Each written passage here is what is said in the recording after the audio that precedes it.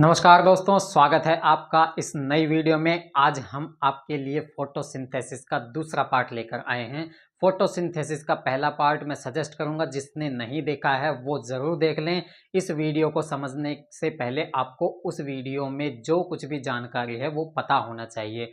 अगर आपको उस वीडियो का लिंक चाहिए तो इस वीडियो के डिस्क्रिप्शन में जाके वो लिंक ले लें और अच्छे से पहली वाली वीडियो को समझें। फोटोसिंथेसिस का पहले पार्ट को आप अच्छे से समझें, फिर इस वीडियो को देखना स्टार्ट करें। तो आज इस वीडियो में स्टार्ट करने वाले हैं हम फोटोसिंथेसिस का दूसरा पार्ट। उसमें इंक्लूड है फोटोसिंथेटिक पिगमेंट्स। फोटोसिंथेटिक पिगमेंट्स क्या होते हैं, कितने टाइप के होते हैं, उनका काम क्या होता है, आज ये सब हम इस वीडियो में डिटेल से डिस्कस करने वाले हैं। तो फोटोसिंथेटिक पिगमेंट्स आखिर में होते क्या हैं? द पिगमेंट्स, ये वो पिगमेंट्स होते हैं विच एब्जॉर्ब लाइट रेडिएशन। जो सनलाइट आती है, सनलाइट के अंदर जो रेडिएशंस होती हैं उनको एब्जॉर्ब करने वाले ये पिगमेंट्स होते हैं। ठीक है, for the process of photosynthesis. वो पिगमेंट्स किसके काम आते हैं? फोटोसिंथेसिस के लिए काम आते हैं। जो रेडिएशन उनने एब्जॉर्ब ली है, उन रेडिएशन को एब्जॉर्ब करने के बाद वो किस प्रोसेस में लगाते हैं? उसको फोटोसिंथेसिस वाली प्रोसेस में उसको लगाते हैं।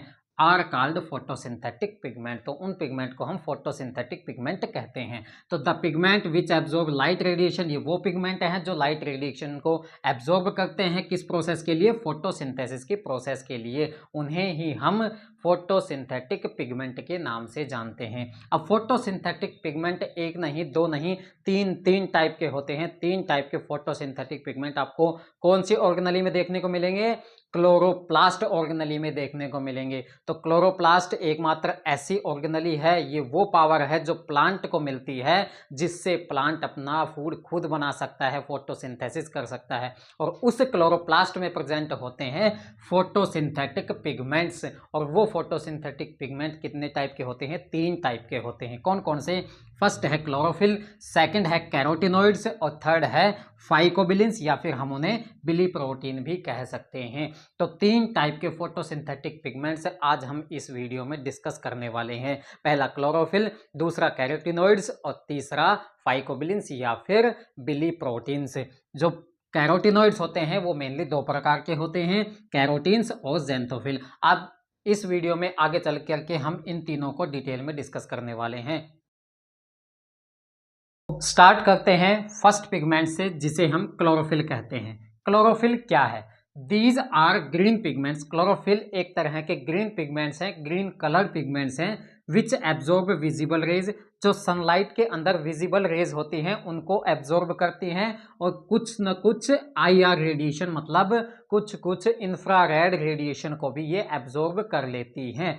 ग्रीन कलर क्यों कह रहे हैं हम? क्योंकि ये ग्रीन कलर को एमिट करती है, ग्रीन कलर की लाइट को एमिट करती है, इस वजह से ये ग्रीन पिगमेंट्स होते हैं। नेक्स्ट पॉइंट देखते हैं, these are insoluble in water. इन पिगमेंट्स को अगर आप वाटर के अंदर घोलना चाहेंगे तो घुलेंगे नहीं, इनसोल्यूबल होते हैं वाटर के अंदर। And soluble in number of organic solvent. तो ये ऑर्गेनिक सॉल्वेंट के अंदर सोल्यूबल होते हैं, जैसे कि फैट्स और लिपिड हो गए, उनके अंदर ये पिगमेंट्स क्या हो जाएंगे? डिसोल्व हो जाएंगे। बट वाटर के अंदर डिसोल्व नहीं होंगे, वाटर के अंदर ये इनसोल्यूबल नेचर के रहेंगे। ग्रीन पिगमेंट जिन्हें हम क्लोरोफिल बोल रहे हैं, ये फोटोसिंथेसिस के लिए सबसे इंपॉर्टेंट पिगमेंट्स हैं। यही एकमात्र ऐसे पिगमेंट हैं जो अल्टीमेटली लाइट को अपने पास लेकर के फोटोसिंथेसिस की फर्स्ट रिएक्शन, जिसे हम लाइट रिएक्शन बोलते हैं, उसको शुरू करवाने का काम करता है। अदर जो पिगमेंट है वो क्या करते हैं? क्लोरोफिल की हेल्प करते हैं, किसमें?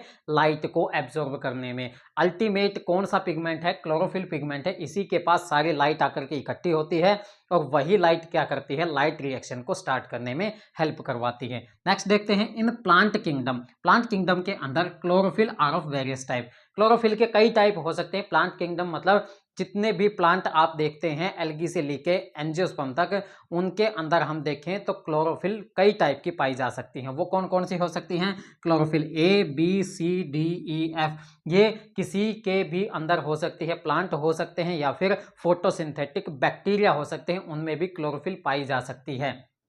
तो ये कहाँ? ऑटोट्रोपिक ऑर्गेनिज्म में कह सकते हैं हम। ऑटोट्रोपिक ऑर्गेनिज्म में ये 5 या 6 टाइप की क्लोरोफिल आपको देखने को मिल सकती है। अब ये 6 की 6 टाइप की क्लोरोफिल को हम देख सकते हैं कि इनकी स्ट्रक्चर क्या होती है, क्या क्या इसकी स्ट्रक्चर में प्रेजेंट होता है वो देखते हैं। Structure of chlorophyll consist of 2 parts. Chlorophyll की स्ट्रक्चर के अंदर 2 पार्ट्स प्रेजेंट होते हैं। ये पहले को कहते हैं पोरफायरिन सिस्टम और दूसरा पार्ट होता है फाइटोल टेल। अभी क्या होता है पोरफायरिन सिस्टम और फाइटोल टेल होता क्या है, नेक्स्ट स्लाइड में मैं आपके सामने इस बोर्ड के ऊपर डायग्राम लेके आऊंगा कि क्लोरोफिल की स्ट्रक्चर कैसी दिखती है। उससे पहले आप देखिए कि वो 2 पार्ट्स के नाम कौन कौन से हैं। पहला पार्ट है पोरफायरिन सिस्टम या फिर आप इसको हेड बोल सकते हैं। क्लोरोफिल का ये हेड है और क्लोरोफिल की टेल होती है जिसे हम फाइटोल टेल के नाम से जानते हैं। पोरफायरिन हेड या फिर पोरफायरिन सिस्टम। और पोरफायरिन सिस्टम में क्या क्या होता है, इट कंटेन्स 4 पायरोल रिंग्स।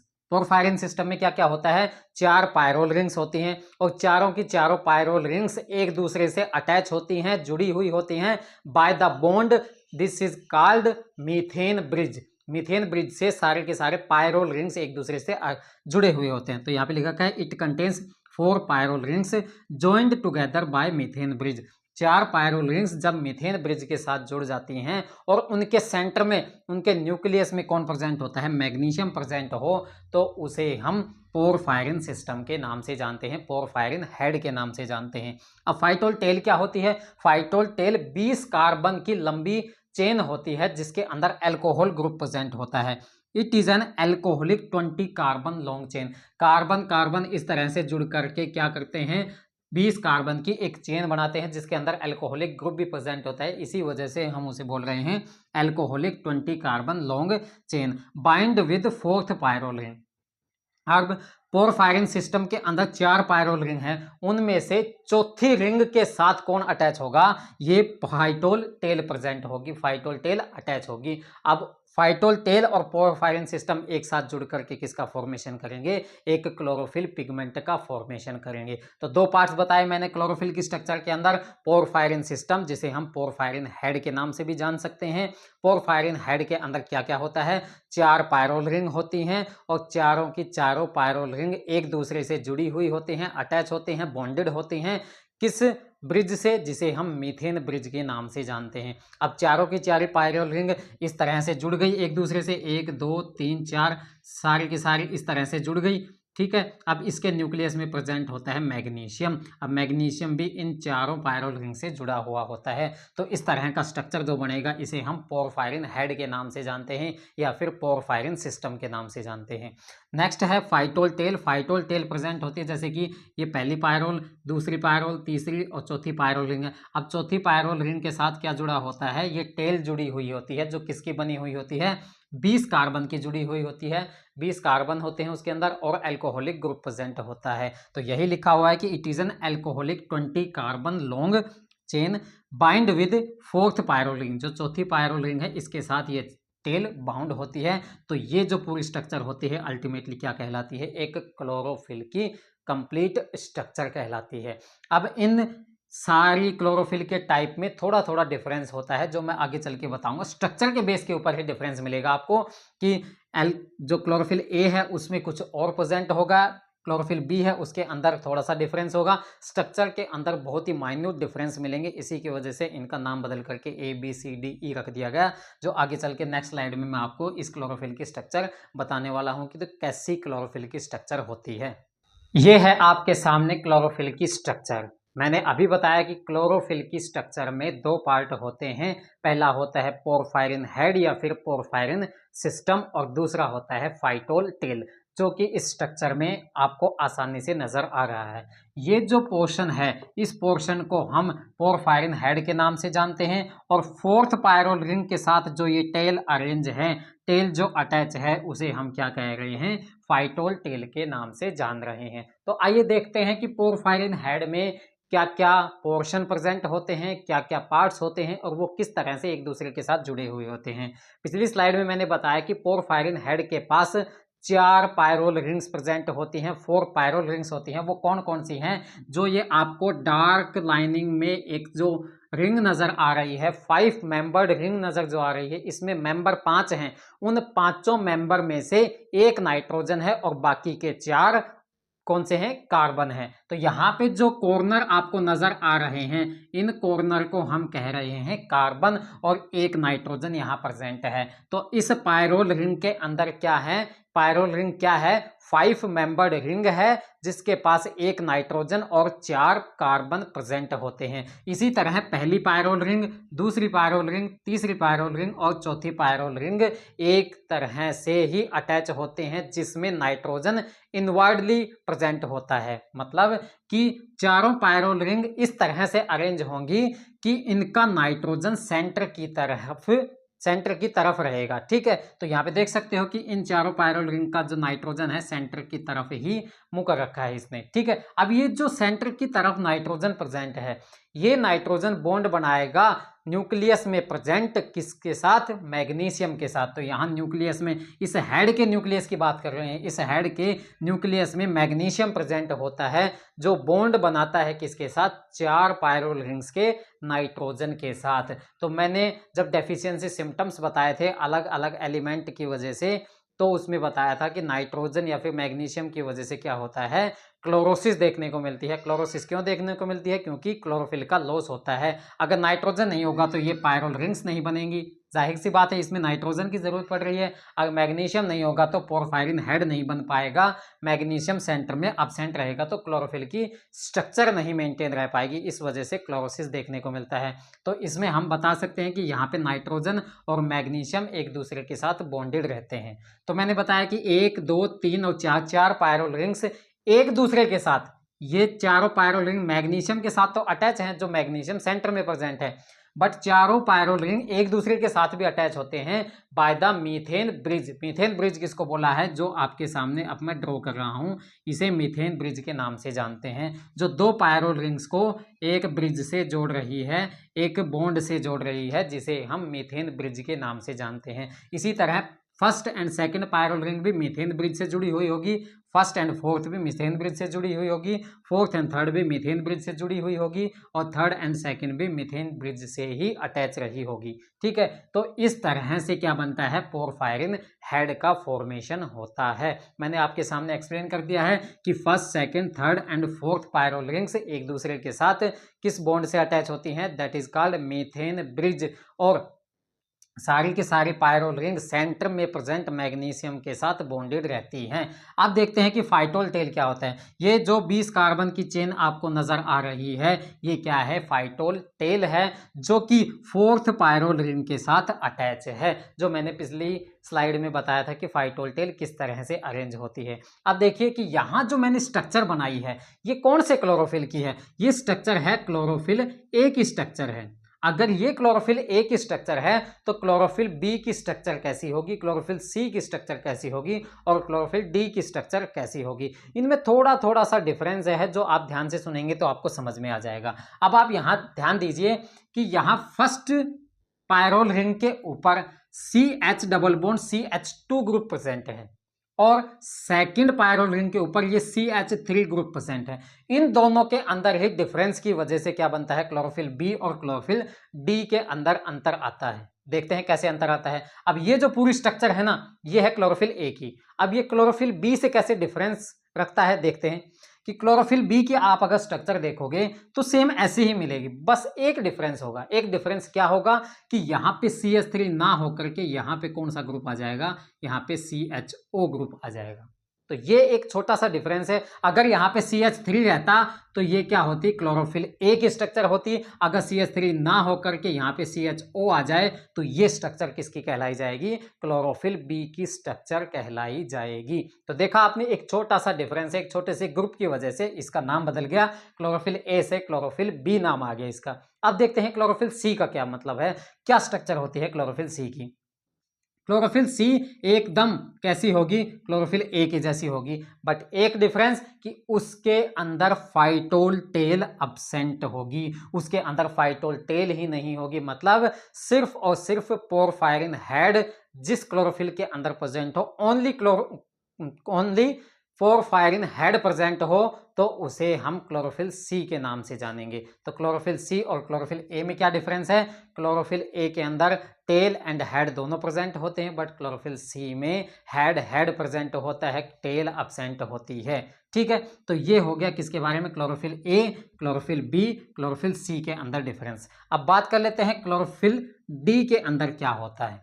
देखिए, बिल्कुल क्लोरोफिल डी क्लोरोफिल ए के जैसा होता है, बट एक डिफरेंस जिस तरह बी में था उसी तरह इसमें भी एक छोटा सा डिफरेंस है। वो कौन सा डिफरेंस है? वो डिफरेंस है क्लोरोफिल ए की फर्स्ट पायरोल रिंग के ऊपर डिफरेंस होता है। यहाँ पे CH double bond CH2 group हट करके यहाँ पे आ जाता है OCHO ग्रुप, यहाँ पे जुड़ जाता है। जब ये स्ट्रक्चर आपको दिख जाए तो ये है क्लोरोफिल डी की स्ट्रक्चर। तो 4 क्लोरोफिल के पिगमेंट्स में मैंने स्ट्रक्चर के डिफरेंस बताए आपको कि क्लोरोफिल ए में क्या होता है, क्लोरोफिल बी में क्या होता है, क्लोरोफिल सी में और क्लोरोफिल डी में। इन चारों के अंदर डिफरेंस आपको याद रखने। मैं दोबारा रिपीट करता हूं कि क्लोरोफिल ए में क्या होता है कि यहाँ फर्स्ट पायरोल रिंग के साथ यहाँ पे CH double bond CH2 group होता है और सेकेंड पायरोल रिंग के साथ CH3 ग्रुप जुड़ा हुआ होता है और बाकी फाइटोल टेल भी प्रेजेंट होती है। ये स्ट्रक्चर किसकी है? क्लोरोफिल ए की स्ट्रक्चर है। अब बात करते हैं क्लोरोफिल बी की, तो यहाँ पे CHO ग्रुप आ गया, तो ये क्लोरोफिल बी की स्ट्रक्चर है। क्लोरोफिल सी की बात करें तो यहाँ पे CH3 तो रहेगा ही और साथ में क्या होगा, यहाँ पे फाइटोल टेल गायब हो जाएगी, तो उसे हम कहेंगे chlorophyll C. And chlorophyll D की बात करें तो क्लोरोफिल डी कैसा होता है? यहाँ पे CH3 रहेगा, यहाँ पे हट करके क्या आ जाएगा? OCHO ग्रुप यहाँ पे जुड़ जाएगा। तो इस स्ट्रक्चर को हम क्या कहेंगे? क्लोरोफिल डी के नाम से जानेंगे। तो ये छोटे छोटे डिफरेंस हैं, आपको पता होना चाहिए, ये आपके एग्जाम के अंदर कॉम्पिटिटिव एग्जाम में पूछे जा सकते हैं। तो क्लोरोफिल की स्ट्रक्चर मैंने आपके सामने रखी है। फिर बता देता हूँ कि यहाँ पे 4 पायरोल रिंग्स प्रेजेंट होती हैं और चारों के चारों एक दूसरे से जुड़ी हुई होते हैं by the bond is called methane bridge. Methane bridge के द्वारा ही चारों पायरोल रिंग्स एक दूसरे के साथ जुड़ी हुई होती हैं। उन चारों रिंग्स के बीच में स्पेस होता है जहां मैग्नीशियम पाया जाता है और वो मैग्नीशियम बॉन्ड बनाता है चारों पायरोल रिंग के नाइट्रोजन के साथ बॉन्ड बनाता है। ठीक है, देख रहे हो आपकी मैग्नीशियम चारों नाइट्रोजन के साथ बॉन्ड बना रहा है। और फिर जो फाइटोल टेल होती है 20 कार्बन की एल्कोहलिक चेन होती है जो किसके साथ अटैच होती है? Pyrrole ring. कौन सी? चौथी पायरोल रिंग के साथ ये फाइटोल टेल अटैच होती है। ये पूरी स्ट्रक्चर किसकी है? एक क्लोरोफिल पिगमेंट की स्ट्रक्चर आपके सामने है। नेक्स्ट पिगमेंट है कैरोटिनॉइड्स। कैरोटिनॉइड्स क्या होते हैं? They are orange and yellow coloured pigments. Chlorophyll क्या थे? ग्रीन कलर्ड पिगमेंट्स थे, बट ये क्या है? ऑरेंज और येलो कलर्ड पिगमेंट है, found in close association with chlorophyll. ये कहाँ पाए जाते हैं? क्लोरोफिल के साथ ही जुड़े हुए पाए जाते हैं, क्लोरोफिल के पास ही प्रेजेंट होते हैं। तो यहाँ लिखा हुआ है in close association with chlorophyll in chloroplast. Chloroplast में भी पाए जा सकते हैं या फिर दूसरे टाइप के प्लास्टिड जिसे हम क्रोमोप्लास्ट बोलते हैं उसके अंदर भी पाए जाते हैं। कौन? कैरोटिनॉइड्स। तो कैरोटिनॉइड्स क्या है? Yellow and orange colour pigment हैं जो क्लोरोफिल के साथ ही पाए जाते हैं, क्लोज एसोसिएशन में पाए जाते हैं। और वो कहाँ कहाँ कौन कौन से प्लास्टिड में पाए जाते हैं? वो क्लोरोप्लास्ट में भी पाए जा सकते हैं और क्रोमोप्लास्ट में भी पाए जाते हैं। तो ये है कैरोटिनॉइड। अब देखते हैं कैरोटिनॉइड के बारे में और दूसरा कुछ। Carotenoids absorb green and blue light. Carotenoids क्या करते हैं? ग्रीन और ब्लू लाइट को ज्यादा एब्जॉर्ब करते हैं स्पेक्ट्रम की। These are also insoluble in water. जो क्लोरोफिल थी वो भी सोल्यूबल नहीं थी वाटर के अंदर डिजोल्व नहीं हो सकती थी क्लोरोफिल। इसी तरह कैरोटिनॉइड भी वाटर के अंदर इनसोल्यूबल है और फैट्स के अंदर सोल्यूबल होती है, फैट्स के अंदर डिजोल्व हो सकती है कैरोटिनॉइड्स, जिस तरह से क्लोरोफिल पिगमेंट हो सकती थी। अब देखते हैं कि कैरोटिनॉइड्स कितने प्रकार के होते हैं। कैरोटिनॉइड्स 2 टाइप के होते हैं। पहला होता है कैरोटीन्स और दूसरे होते हैं ज़ैंथोफिल। ये आप ध्यान रखना कि कैरोटिनॉइड्स का ही पार्ट है ज़ैंथोफिल, ये कोई अलग नहीं है। कैरोटिनॉइड्स के 2 पार्ट होते हैं, टाइप्स होते हैं, कैरोटीन्स एंड ज़ैंथोफिल। अब कैरोटीन्स क्या होते हैं देखते हैं। कैरोटीन्स और ज़ैंथोफिल को एक एक करके समझेंगे। कैरोटीन्स आखिर में होते क्या हैं? कैरोटीन्स होते हैं दीज आर अनसैचुरेटेड हाइड्रोकार्बन। ये हाइड्रोकार्बन होते हैं अनसैचुरेटेड। अनसैचुरेटेड का मतलब इनके अंदर डबल बॉन्ड प्रेजेंट होते हैं, इनकी स्ट्रक्चर में डबल बॉन्ड्स प्रेजेंट होते हैं, इनकी स्ट्रक्चर अनसैचुरेटेड होती है। Built up of isoprene unit. इनकी स्ट्रक्चर जो बनती है, जिस यूनिट से बनती है, स्मॉलेस्ट यूनिट कहलाती है आइसोप्रीन यूनिट। मतलब कि आपसे कोई पूछे कि कैरोटीन्स की सबसे स्मॉलेस्ट यूनिट क्या है, तो आपको नाम लेना है आइसोप्रीन यूनिट। उसका फॉर्मूला होता है C5H8। C5H8 आइसोप्रीन यूनिट से ही मिलकर के क्या बना हुआ होता है, कैरोटीन की स्ट्रक्चर बनी हुई होती है। नेक्स्ट देखते हैं, carotenes consist of an open chain of conjugated double bond system ending on both side of an ionone ring.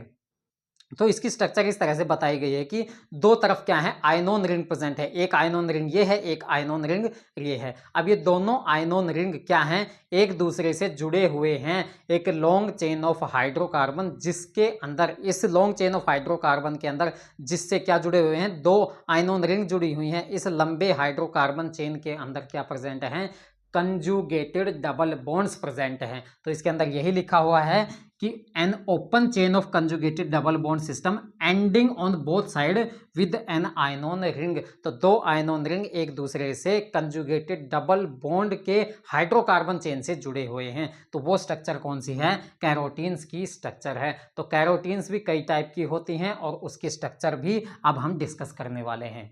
Carotenes की स्ट्रक्चर आपके सामने है। एग्जाम्पल में बीटा कैरोटीन की ये स्ट्रक्चर है। इसके अंदर क्या है, ये दो क्या है, आयनोन रिंग्स हैं।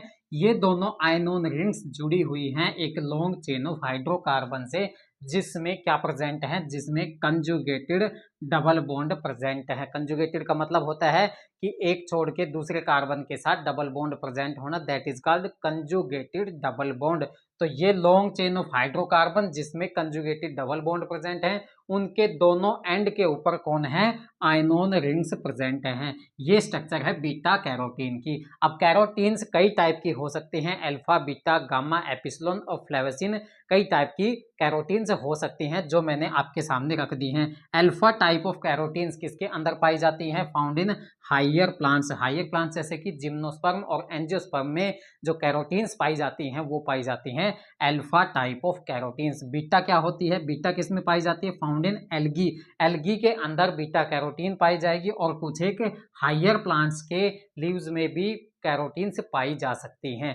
नेक्स्ट देखते हैं गामा कैरोटीन। गामा कैरोटीन पाई जाती हैं ग्रीन फोटोसिंथेटिक बैक्टीरिया के अंदर। मैंने बताया कि कुछ एक बैक्टीरिया ऐसे होते हैं जो वो भी फोटोसिंथेसिस कर सकते हैं। उनके पास क्या प्रेजेंट होता है, थाइलाकोइड्स प्रेजेंट होते हैं। उनके पास पूरा क्लोरोप्लास्ट नहीं पाया जाता, उनके पास सिर्फ थाइलाकोइड्स पाए जाते हैं। और उन्हीं थाइलाकोइड्स में क्या होता है, क्लोरोफिल पिगमेंट होते हैं और साथ में कैरोटीन्स भी होते हैं। और कैरोटीन्स कौन से टाइप की होती हैं, वो होती हैं गामा टाइप ऑफ कैरोटीन्स। ये किसके अंदर होती हैं, फोटोसिंथेटिक बैक्टीरिया के अंदर होती हैं। नेक्स्ट देखते हैं epsilon. Epsilon type of carotene किसमें पाई जाती हैं, ये क्लास में पाई जाती हैं बेसिलेरियोफाइसी। एल्गी की एक क्लास है, उस एल्गी की क्लास में जो भी ऑर्गेनिज्म पाए जाते हैं उसके अंदर क्या पाई जाती है, एपिसिलोन टाइप ऑफ कैरोटीन पाई जाती हैं।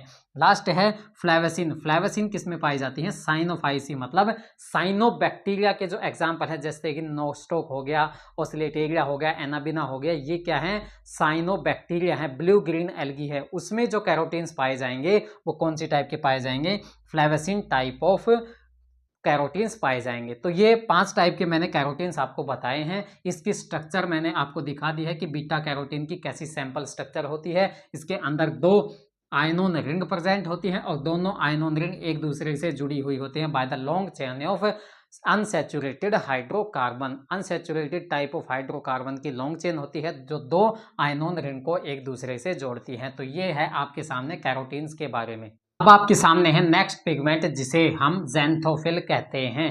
कैरोटिनोइड्स का ही दूसरा पार्ट जिसे हम ज़ैंथोफिल के नाम से जानते हैं। कैरोटिनोइड्स के 2 पार्ट्स थे, कैरोटीन एंड ज़ैंथोफिल। कैरोटीन हमने देख लिया, अब देखते हैं ज़ैंथोफिल क्या होता है। Xanthophyll are oxygen derivatives of carotenes. Carotene जैसी ही स्ट्रक्चर होती है ज़ैंथोफिल की, बट उसमें एडिशन हो जाता है ऑक्सीजन का। जब कैरोटीन्स का ऑक्सीडेशन हो जाए, मतलब उसके अंदर ऑक्सीजन का एडिशन हो जाए, तब जाके किसका फॉर्मेशन हो जाता है, ज़ैंथोफिल का फॉर्मेशन हो जाता है। तो these are oxygen derivatives of carotenes and are yellow brown in colour. इनका कलर कैसा होता है, येलो ब्राउन होता है। जो कैरोटीन्स थे उनका कलर कैसा था, येलो एंड ऑरेंज कलर था, और इनका कलर कैसा है, येलो ब्राउन कलर होता है। नेक्स्ट पॉइंट देखते हैं, मोस्ट कॉमन ज़ैंथोफिल। ज़ैंथोफिल के एग्जाम्पल देख रहे हैं। सबसे कॉमन जो ज़ैंथोफिल पिगमेंट पाया जाता है प्लांट्स में वो कौन सा है, ल्यूटीन है। ये आपको ध्यान रखना है कि ल्यूटीन ही सबसे कॉमन ज़ैंथोफिल पिगमेंट है जो सबसे ज़्यादा पाया जाता है हमारे प्लांट किंगडम के अंदर। और उसके अलावा ज़ैंथोफिल के और भी एग्जाम्पल हैं जो कॉमन एग्जाम्पल हैं, जैसे कि जियाज़ैंथिन, फ्यूकोज़ैंथिन एंड क्रिप्टोज़ैंथिन। वैसे इसके एग्जाम्पल बहुत सारे टाइप के ज़ैंथोफिल पाए जाते हैं, पर जो बहुत ज़्यादा यूज़ होते हैं वो मैं आपके सामने लेकर आया हूँ। जियाज़ैंथिन, फ्यूकोज़ैंथिन, क्रिप्टोज़ैंथिन, ये कुछ एक एग्जाम्पल है। बट सबसे ज़्यादा पाया जाने वाला ज़ैंथोफिल पिगमेंट कौन सा है लीव्स में, ल्यूटीन नाम का पिगमेंट है। ठीक है, ये ध्यान रखना ज़ैंथोफिल के बारे में। इसकी स्ट्रक्चर तो बिल्कुल वैसी ही होगी, कैरोटीन्स की जैसी होगी, बट उसके अंदर क्या हो जाएगा, ऑक्सीजन का एडिशन हो जाएगा। अब हमने देखा है यहाँ तक कि कैरोटीनॉइड्स क्या होते हैं। अब देख लेते हैं कि कैरोटीनॉइड्स का फंक्शन क्या है। क्लोरोफिल का फंक्शन तो हमें पता है कि वो लाइट रिएक्शन को करवाने के लिए लाइट एब्जॉर्ब करती है, लाइट को अपने पास रखती है ताकि लाइट रिएक्शन को शुरू करवा सके। बट कैरोटीनॉइड्स का क्या काम है, कैरोटीनॉइड्स वहां क्यों जरूरी है, आइए देखते हैं। बीटा कैरोटीन जो कैरोटीन का एक पार्ट है, एक टाइप है, बीटा कैरोटीन क्या करता है, prevent the chlorophyll molecule from photo oxidation. अब ये क्या बवाल है, फोटो ऑक्सीडेशन। ऑक्सीडेशन मतलब उस पिगमेंट का गल जाना, क्या डिग्रेड हो जाना, उसे कहते हैं ऑक्सीडेशन। तो यहाँ वर्ड है फोटो ऑक्सीडेशन, मतलब लाइट की वजह से कोई चीज अगर खराब हो जाए तो उसे हम कह देंगे इसका फोटो ऑक्सीडेशन हो गया। तो यहाँ पे क्या कहा गया है कि कैरोटीनॉइड्स क्या करते हैं, ज्यादातर बीटा कैरोटीन क्या करते हैं, क्लोरोफिल पिगमेंट को बचाते हैं, किससे, लाइट से कहीं वो डिग्रेड ना हो जाए। मतलब ये क्लोरोफिल पिगमेंट की रक्षा करते हैं। रक्षा करने का मतलब ये क्लोरोफिल पिगमेंट, जैसे कि यहाँ क्लोरोफिल पिगमेंट है, इस क्लोरोफिल पिगमेंट के चारों तरफ क्या प्रेजेंट होते हैं, क्या होते हैं, कैरोटीनॉइड्स प्रेजेंट होते हैं, बीटा कैरोटीन्स होते हैं। ये क्या करते हैं, लाइट को एब्जॉर्ब करने का काम भी करते हैं। जैसे कि लाइट यहाँ से आई तो इन कैरोटीनॉइड्स ने या फिर कैरोटीन्स ने लाइट को एब्जॉर्ब किया। एब्जॉर्ब करने के बाद क्या किया, इन्होंने पास कर दिया क्लोरोफिल को। तो सबसे पहले किसने एब्जॉर्ब किया किन्होंने, कैरोटीनॉइड्स ने या फिर कैरोटीन्स ने, उन्होंने एब्जॉर्ब किया। और वो एब्जॉर्ब करके एक मॉलिक्यूल से दूसरे मॉलिक्यूल को लाइट पास करके कहां तक पहुंचाते हैं, क्लोरोफिल के मॉलिक्यूल तक पहुंचाते हैं। अब ऐसे में आप देखिए कि यहां सनलाइट अगर ज्यादा इंटेंसिटी की आ जाती है, अगर धूप बहुत ज्यादा हो जाती है, तो वो क्या होती है, वो इन कैरोटीनॉइड्स को ही खराब करती है, डिग्रेड करती है, उनका फोटो ऑक्सीडेशन करवा सकती है। क्यों, क्योंकि क्लोरोफिल तक डायरेक्ट सनलाइट नहीं पहुंच रही है, वो किसके थ्रू आ रही है, वो आ रही है कैरोटीनॉइड्स के थ्रू। तो यहाँ पे फोटो ऑक्सीडेशन होगा तो किसका होगा, कैरोटीनॉइड्स का होगा, क्लोरोफिल पिगमेंट का नहीं होगा। तो यह क्या है कि जो बीटा कैरोटीन्स होती हैं वो प्रिवेंट करती हैं किसको, क्लोरोफिल मॉलिक्यूल को। ये बीटा कैरोटीन्स क्लोरोफिल मॉलिक्यूल को प्रिवेंट करेंगी, किससे, फोटो ऑक्सीडेशन से। क्यों, क्योंकि ये क्या करती हैं, लाइट को एब्जॉर्ब करती हैं, फिर क्लोरोफिल को पास करती हैं। अगर डायरेक्ट क्लोरोफिल के पास आती तो फोटो ऑक्सीडेशन क्लोरोफिल का हो सकता था, बट यहाँ पे डायरेक्ट क्लोरोफिल सनलाइट नहीं लेता है, वो किससे लेता है, कैरोटीन्स के थ्रू लेता है, जिसकी वजह से इसका फोटो ऑक्सीडेशन होने से बच जाता है। अगर हाई लाइट इंटेंसिटी आएगी तो क्या होगा, यहाँ पे फोटो ऑक्सीडेशन बीटा कैरोटीन्स का होकर के रह जाएगा। इसका मतलब ये है कि अगर क्लोरोफिल की जान लेनी है तो कैरोटीन्स या फिर बीटा कैरोटीन्स क्या कहते हैं, तुम्हें मेरी मौत से ऊपर के जाना पड़ेगा। तो यहाँ पे क्या है कि फोटो ऑक्सीडेशन होगा तो सिर्फ बीटा कैरोटीन्स का होगा, क्लोरोफिल पिगमेंट उससे बच जाएगा। नेक्स्ट पॉइंट देखते हैं, they absorb light and transfer to chlorophyll. जो मैंने अभी बताया कि एब्जॉर्ब कौन करते हैं, कैरोटीन्स करती हैं, कैरोटीनॉइड्स करती हैं लाइट को और फिर पास कर देती हैं क्लोरोफिल को। नेक्स्ट पॉइंट देखते हैं, beta carotenes are precursor of vitamin A in animals. Animals के अंदर जो विटामिन ए बनता है वो किससे बनता है, वो बनता है बीटा कैरोटीन से। तो बीटा कैरोटीन जो लीफ में पाई जाती हैं उन्हीं से ही, उनके अंदर ही क्या होता है, प्रेजेंट होता है विटामिन ए बनने का फॉर्मूला। तो विटामिन ए किससे बनेगा, बीटा कैरोटीन से बनेगा। अगर हम लीफ खाते हैं किसी प्लांट की और उसके अंदर बीटा कैरोटीन्स हैं तो ही विटामिन ए हमारे अंदर बन सकता है। तो यहाँ पे लिखा हुआ है beta carotenes are precursor of vitamin A in animals. Next point देखते हैं, they make flowers and fruit attractive. आपको पता है कि क्लोरोफिल के अलावा कौन कौन से पिगमेंट हैं, कौन से, ज़ैंथोफिल एंड कैरोटीन्स, मानी कि कैरोटीनॉइड्स वो पिगमेंट हैं जो कलरफुल होते हैं, जो सेल्स को कलर्ड पार्ट प्रोवाइड करते हैं, जिसकी वजह से वो पार्ट क्या हो जाता है, अट्रैक्टिव हो जाता है देखने में। जैसे फ्रूट होता है, फ्लावर होता है, उनके अंदर क्या होता है, कलर्ड पिगमेंट पाए जाते हैं ग्रीन कलर के अलावा, जैसे कि येलो हो गया, रेड हो गया, ब्लू हो गया, जो किसकी वजह से आते हैं, कैरोटीनॉइड्स की वजह से आते हैं, जिसकी वजह से वो पार्ट क्या हो जाता है, अट्रैक्टिव हो जाता है। तो यहाँ पे ये लिखा हुआ है, दे make flowers and fruit attractive by providing red and orange colour in them, जो क्या करती हैं, रेड और ऑरेंज कलर दे करके उनको अट्रैक्टिव बनाने का काम करती हैं, जिसकी वजह से क्या होता है, पोलिनेटर्स आते हैं फ्लावर के पास और उनको पोलिनेट करने में हेल्प करवाते हैं। तो बहुत से काम हो सकते हैं किससे, कैरोटीनॉइड से। तो कैरोटीनॉइड्स के मैंने 4 या 5 ये मेन फंक्शन बताए हैं जो आपको ध्यान रखने हैं। लास्ट टाइप का पिगमेंट है जिसे हम फाइकोबिलिन बोलते हैं या फिर बिलीप्रोटीन के नाम से भी जानते हैं। क्या होता है आइए देखते हैं। They are water soluble. अभी तक मैंने जो पिगमेंट्स बताए वो क्या थे, वाटर इनसोल्यूबल थे, बट यही एक फोटोसिंथेटिक पिगमेंट ऐसा है जो वाटर सोल्यूबल है। नेक्स्ट देखते हैं, ये कंजुगेटेड प्रोटीन होता है। Next, they are found in outside the thylakoid. इससे पहले के जो मैंने पिगमेंट बताए वो सारे कहाँ हैं, क्लोरोफिल के साथ थाइलाकोइड्स में प्रेजेंट है। थाइलाकोइड्स कहाँ होती हैं, क्लोरोप्लास्ट के अंदर प्रेजेंट होती हैं। थाइलाकोइड 2 टाइप के थे, कौन कौन से, ग्रीना थाइलाकोइड और स्ट्रोमा थाइलाकोइड, जो मैंने कल की वीडियो में आपको बताया था। अभी तक आपने वो वीडियो देखी नहीं, अगर नहीं देखी तो जाकर के देखो उसे।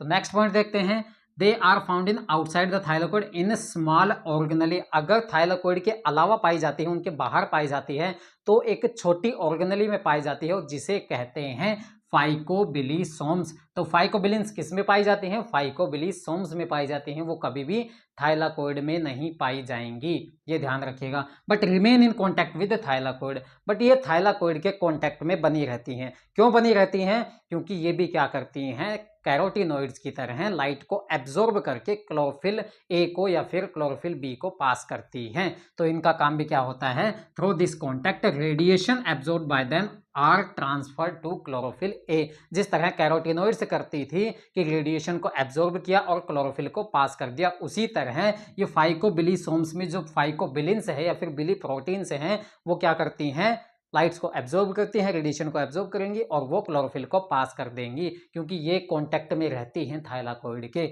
अब देखते हैं कि टाइप्स कितने होते हैं फाइकोबिलिन्स के। फाइकोबिलिन्स के 2 टाइप होते हैं, पहला होता है फाइकोएरिथ्रिन और दूसरा होता है फाइकोसाइनिन। फाइकोएरिथ्रिन रेड कलर का होता है और फाइकोसाइनिन ब्लू कलर का होता है, ये आपको ध्यान रखना है। इसके स्ट्रक्चर के बारे में देखें तो इसकी स्ट्रक्चर में भी 4 पायरोल रिंग पाई जाती हैं और वो चारों किस तरह से एक लीनियर रो में अरेंज होती हैं, ये ओपन कंजुगेटेड फॉर्म में अरेंज होती हैं। It has open conjugated system of 4 pyrrole ring. इसकी स्ट्रक्चर आपको देखने की ज़्यादा इंपॉर्टेंट चीज़ नहीं है, तो आप उसको स्किप भी कर सकते हैं। बस इतना ध्यान रखें कि इसमें भी 4 पायरोल रिंग प्रेजेंट होती हैं, वो भी लीनियर रो में प्रेजेंट होती हैं। और इसके बारे में ध्यान रखने की बात है कि फाइकोबिलिन्स 2 टाइप की होती हैं, phycoerythrin and phycocyanin. Phycoerythrin red colour की होती है, यह ध्यान रखना, और फाइकोसाइनिन ब्लू कलर की होती है। और सारे के सारे फोटोसिंथेटिक पिगमेंट में से यही एक फोटोसिंथेटिक पिगमेंट ऐसा है जो थाइलाकोइड में नहीं पाया जाता। कहाँ पाया जाता है, फाइकोबिलिसोम्स में पाया जाता है।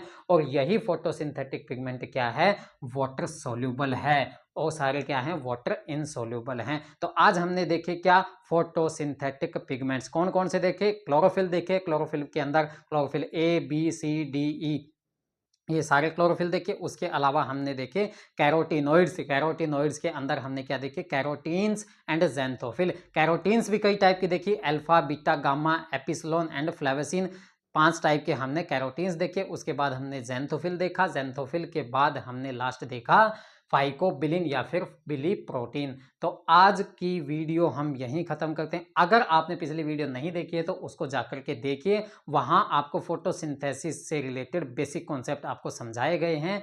इसके अलावा आगे के पार्ट में हम डिस्कस करने वाले हैं लाइट रिएक्शन ऑफ फोटोसिंथेसिस, जो कि बहुत इंपॉर्टेंट होने वाली हैं। तो बहुत बहुत धन्यवाद आपका लास्ट तक इस वीडियो को देखने के लिए। इसी तरह आगे वाली वीडियो भी आप अच्छे तरीके से देखना, उसमें भी आपको बहुत ही अच्छे से और बेहतर तरीके से मैं आपको समझाने वाला हूं। तो बहुत बहुत धन्यवाद आपका लास्ट तक वीडियो को देखने के लिए। तो लाइक शेयर एंड सब्सक्राइब ज़रूर करके जाना इस चैनल को, और इस वीडियो का जो फीडबैक है आप ज़रूर इस वीडियो के कमेंट में लिखें।